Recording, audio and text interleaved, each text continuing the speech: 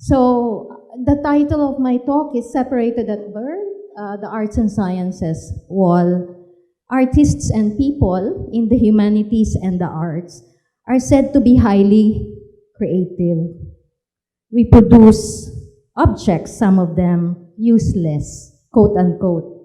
As an art studies professor, I study art broadly. Aside from the usual suspects, fine arts, arts of painting, there you go, sculpture. We also study a range of art forms, from street theater, rap music, weaving, movie billboards, malls, tabloids, realist drama, installations, montage, epics, urban planning, ballet, pictures, television, public monuments, the list goes on and on. Art is not a separate sphere for art's sake. It is not a finished product that one adds in and steers to disaster resilience. Art is not a handmaiden or a token tool to make its more renowned sibling, the sciences, more attractive, more accessible.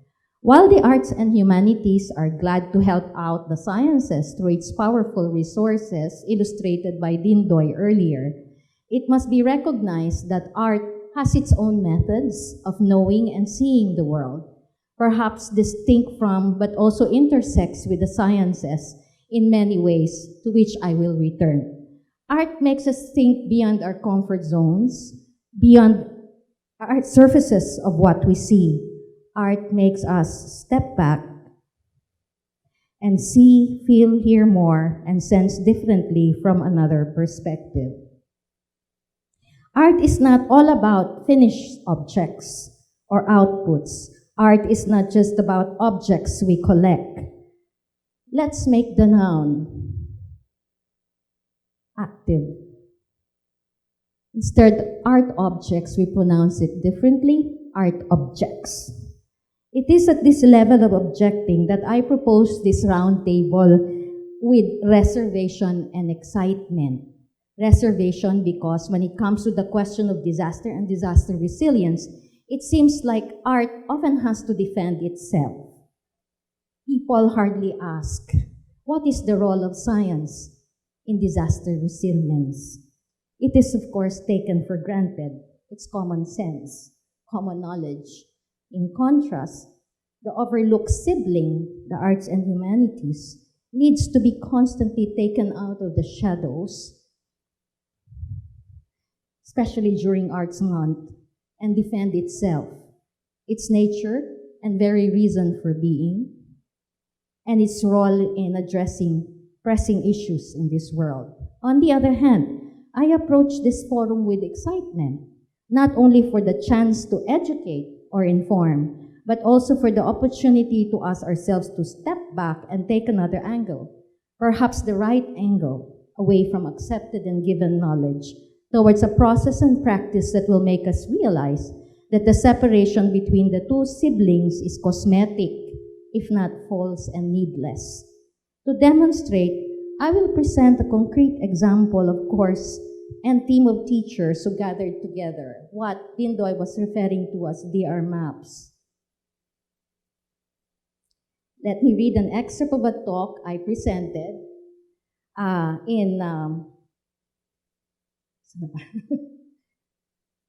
right, wait, I'm going ahead with my story.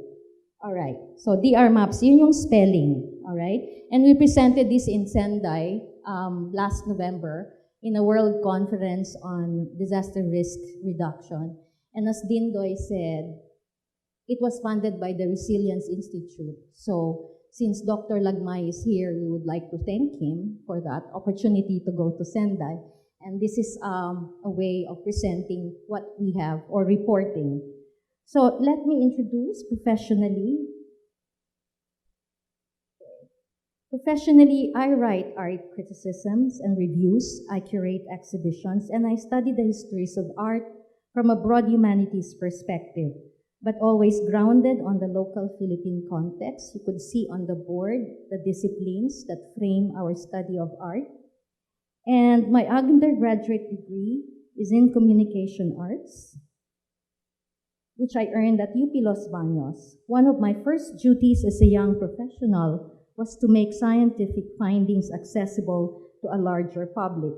I would interview scientists who were very generous in explaining their work, that I, a non-science person, can understand and translate, communicate, but without watering down the complexities of the work I was tasked to communicate. In other words, I had to do a balancing act between being grounded on scientific data, facts, backstories, and findings, creatively and imaginatively, in ways that go beyond knowledge, stock knowledge, and cliches. The best way to accomplish this goal is age-old. Tell a story or be a storyteller, and that's what Dindoy said a while ago about storytelling, and I guess one of my colleagues will also talk about the way he tells stories. If I tell the story of the forest, or any story for that matter, I communicate not only the correct science of forests or a mountain, but also the way we think about forests and mountains. Aldo Leopold, American author, philosopher, scientist, ecologist, forester, conservationist, and environmentalist, even goes so far as to argue or to urge us not only to rethink the way we think of forests, about forests, but to think like a mountain, to see the landscape from the mountain's point of view, and to capture through storytelling the feeling of being present in that landscape. Leopold urges us to look beyond our self-interests and self-success and to be aware of how everything is connected and hence ultimately gives meaning in the greater community of the unfolding life. Take the heart of the wolf, for instance. They once killed the wolf when they were hunting, and the wolf will die. Take the wolf away from the landscape, and the landscape will die. The same goes for the mountain itself, the rivers, the fish in the rivers, the rain and plants, and ultimately the earth itself. In DR maps, we ask our students to probe their surroundings according to the key terms that you see on the board. I would like to emphasize, for example, that one key term is capacity and the human agency, and this is what is very much connected to resilience. We learn to approach these terms from different points of view, different disciplines. Hang on. In the arts, we call this perspective. So I'm just sort of giving some key terms that would intersect, where the sciences and the arts would intersect. For example, from a structural point of view, the UP Catholic Chapel, or Church of the Holy Sacrifice, may be described as a modern church made of reinforced concrete that is formed in a thin circular shell. In the inside, very spacious and free from posts or columns. It is airy and maximizes available light, although worshippers can also get wet during rainy and stormy weather because of its open structure. From an arts perspective, we can also point out that the church has multiple entry points, and we can approach and view the center altar from different perspectives. The structure is also adapted to Philippine tropical weather. It is airy and maximizes available light. Culturally, this multiple perspective might also indicate that religion has become more intimate, more flexible.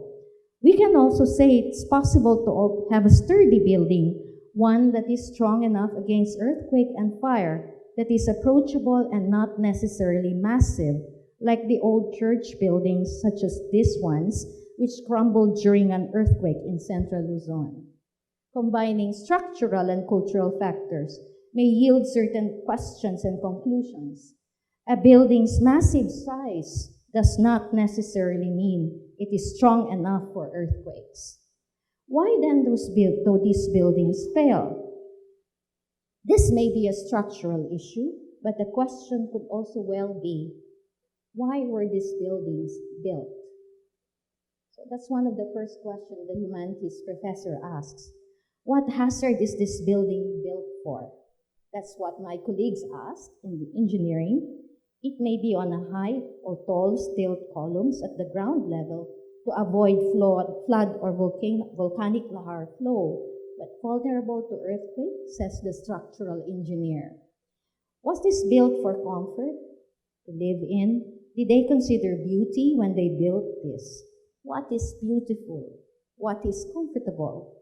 The cultural, psychological, and aesthetic issues complicate the structural and safety concerns.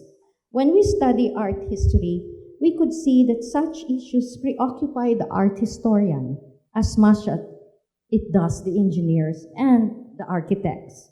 The history of art could well be the history of finding creative solutions to multidimensional problems. And this is why we work together as a team.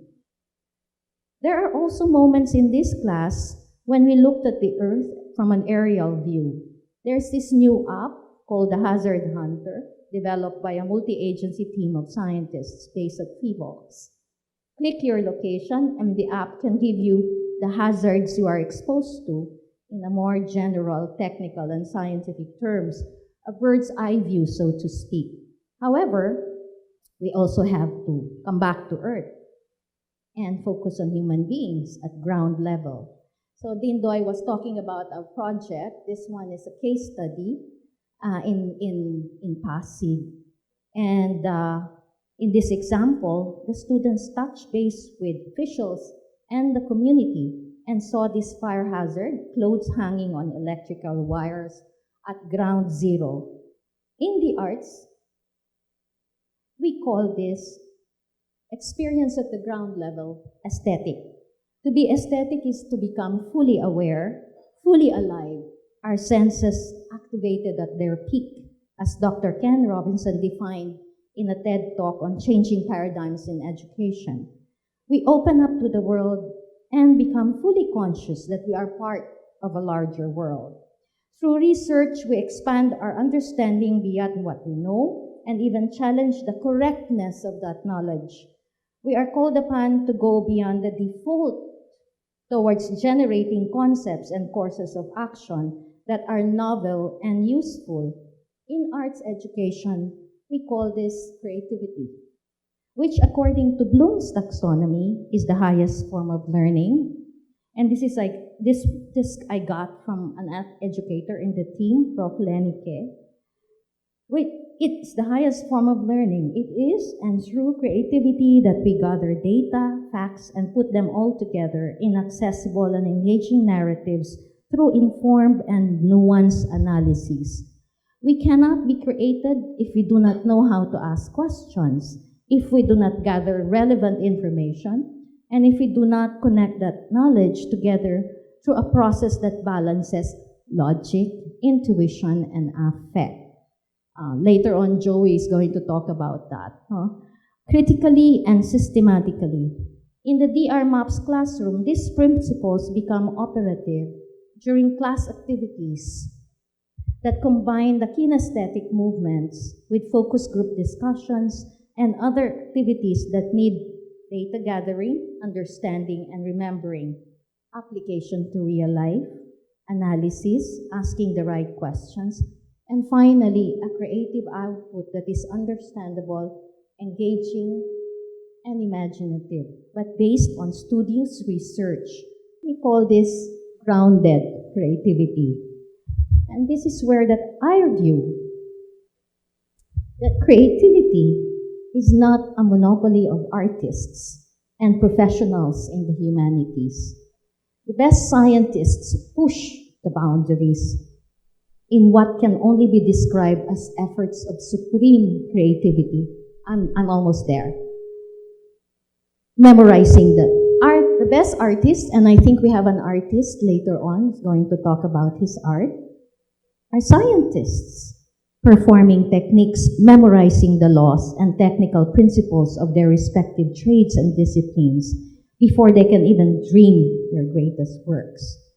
So I asked if the wall that separates the arts, humanities, and sciences is merely a facade, and if they are inextricably linked and living in the same house and are dependent on each other like twins, as I have just demonstrated in the DR MAPS case study, why then does society choose to go about the teaching of these two siblings in such fragmented, oftentimes conflicting ways?